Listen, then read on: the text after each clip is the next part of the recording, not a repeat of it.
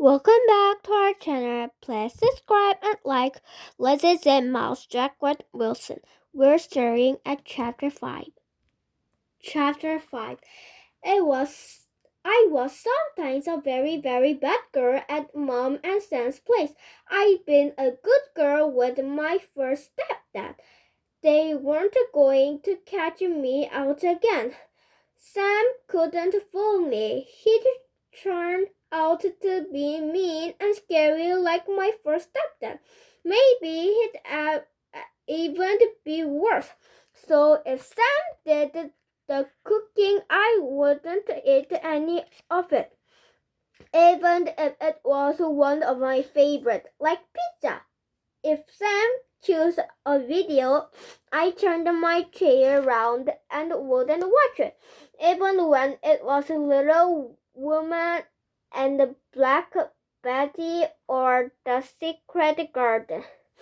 If Sam bought us ice cream when we were out, I wanted it mine, not even when it was one of those big whippy ice cream with strawberry sauce and a chocolate fat. My mother ordered, but I didn't even have one lick. The ice cream melted and dripped down inside my sip. Hostily, Lizzie, why do you have to be so silly? Said Mom, smiling as she threw my ice cream into the gutter. Sam sighed too.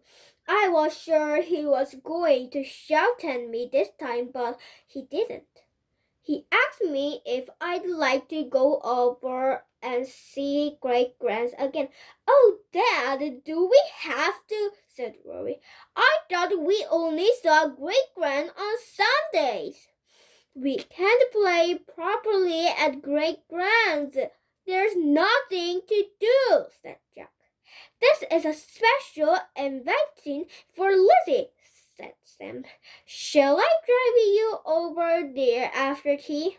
I didn't know what to do. I want to go and see Great Grand and her dolls very much. But I didn't want them to take me. I looked at Mom. I can't drive Sam's car, Lizzie, she says. I still look at her. I can't come too. I have to stay here to cap on on Rory and Jack, said Mom. I look at Mom. I look at Sam. Coming, Lizzie? says Sam. I didn't say anything. I just gave a little nod. Sam had to strap me into the seatbelt in the back of the car. Comfy, he said. I gave another teeny jerky of the head. Sam played music as we drove. Silly old children's song about the pink toothbrushes and mice with clothes and curious elephants. Sam sang them all. Feel free to join in, he said. I didn't sing, but my dangling feet did a little secret dance as Sam sang a song about a teeny house in a place with a very long funny name. Sam took me into Great Grand's flat, but he didn't stay. He said he'd come back for me in an hour. She'll probably be bored in 10 minutes, said Great Grand. I wasn't the slightest bit bored. I had the most wonderful time ever. Great Grand let me go on another tour around her flat. I looked at the doors on shovel, the doll on chair, the dolls on the windowsill, the dolls and the nightclothes ready for bed. Then I looked hopefully at the Great Grand. She looked back at me. What? She said. Her eyes were gleaming as brightly as the dolls. I shallowed. My voice sounded rusty when I used it. Could I see the dolls in the trunk? I whispered. Speak up, said Great Grand. And remember to say please. Please, could I see the dolls in the trunks, please?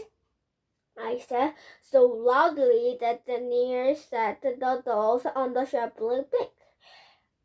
Currently, said Great Grand, that's a very good girl. Come along then. You can help me get them out.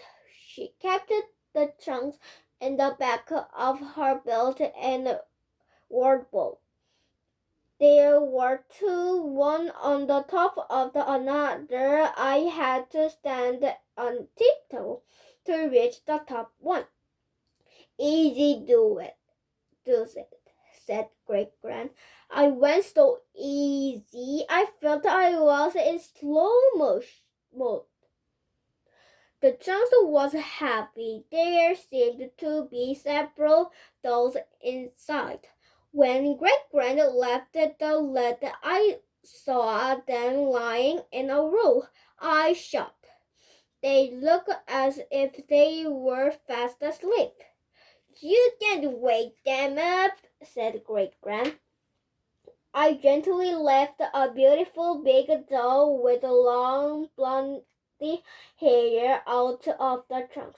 She had a white night, but no slippers on her pair shiny feet. Her teeny toenails were painted pink. One of her hands was missing, but I didn't mind a bit. She's beautiful, I whispered, handling her carefully. That's Alice. I accept she's a little chilly in that thin nightgown. Perhaps you'd like to find some clothes for her, said Great Grand.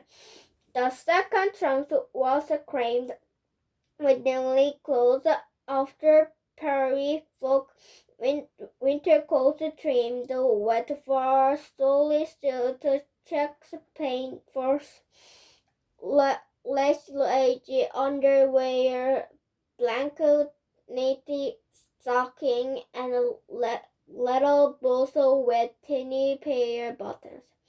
My head hovered hopefully over the clothes. Go on, have a little start though, but don't get them ruined, said Great Grand. I snipped though the clothes with a trembling finger and found a pair of blue stocking dress with a white lace collar and a darker blue stained dress.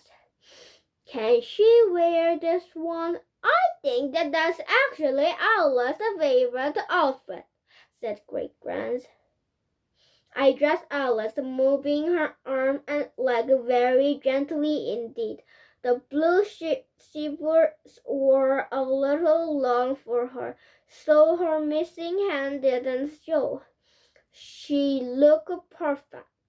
Then I woke Sophia and Charlotte and little Edward and Winnie Clementine and got them all dressed up. Dear, don't they look smart, all ready for the party? Said Great Grand. And she opened another box. There was a little blue and white doll's tea set inside. I thought we'd pretend to party fair, but Great Grand made real pink rose tea and opened a pocket of teeny round ice basket that just fit the plate. We were still enjoying our party when Sam came to fetch me home. Have you enjoyed yourself, Lizzie? He asked. I didn't say anything, not to Sam, but I nodded so hard my head hurt. When I kissed Great Grand's goodbye on her powdery cheek I wish for. Please, can I come again? This is the end of our chapter 6. Bye.